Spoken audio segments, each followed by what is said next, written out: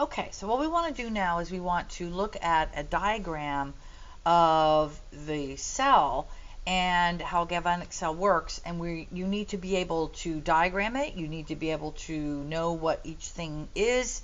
You have to know which direction the electrons are flowing, what's happening in the salt bridge, and where you have reduction and where you have oxidation. Okay, so this is the same system. I've got zinc here, so I'm just going to put this here, and I'm going to kind of do different colors, and I've got copper here. Okay, now in this side, and we're going to learn why this is, we learned that zinc is giving up 2 electrons, and it is undergoing oxidation. So I'm going to put, because it's going from 0 to 2 plus, and that's oxidation. Now when it does that, these electrons are going to flow in this wire. That's what an electric current is. So these electrons are going to flow through this wire until they get to copper. Now, I've got copper 2 plus ions here. So it's going to pick up 2 electrons, and it's going to create copper solid. So it's going from a 2 plus to a 0, so this is reduction. Okay. Now, all of this, nature cannot be unbalanced. This cell is going to drive towards neutrality. And so for this cell to work, the solutions in the 2 half cells must remain electrically neutral.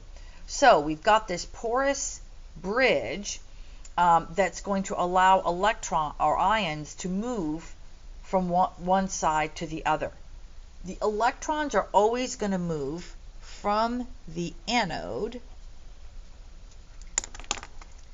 to the cathode every single time, right?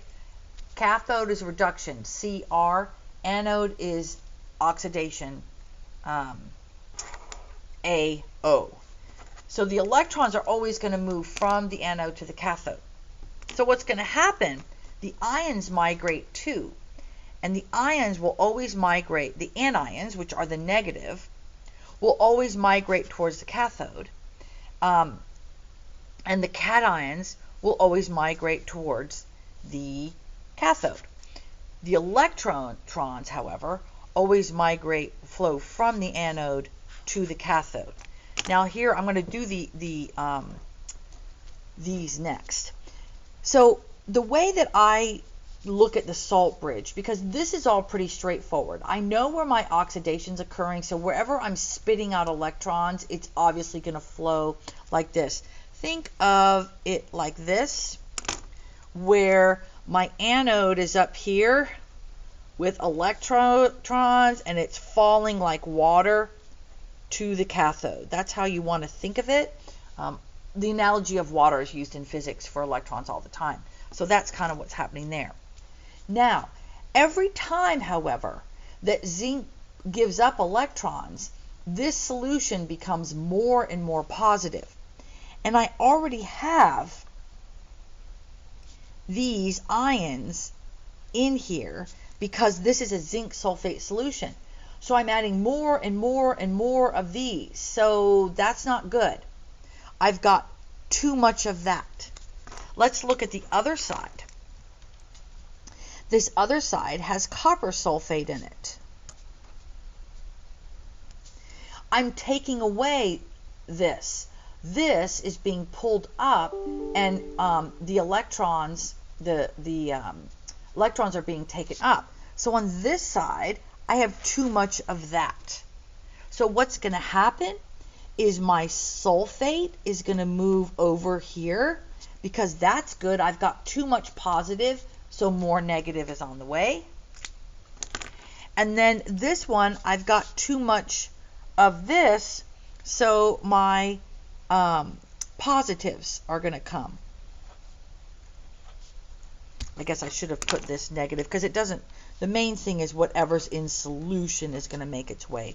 So these negatives are going to come this way, these positives are going to come that way, and therefore I can remain electronically neutral. Now, the misconception is students will say that electrons are moving here. No, ions are moving here. Let's make this a different color. Ions move here, electrons move here. Wherever I'm creating too many of those, the ions that are in solution, in this case it would be zinc 2+, move this way. If I have too much of this, my negatives are going to move this way. And we're going to kind of go over this more. You're going to construct your own cell diagram. So let's look at some other examples. Let's identify the anode and the cathode for these cells. They're slightly different. So remember that the anode is oxidation and the cathode is reduction. So oxidation is going to be this. So I could just say +1 to 0, 0 to +2. So my oxidation is here.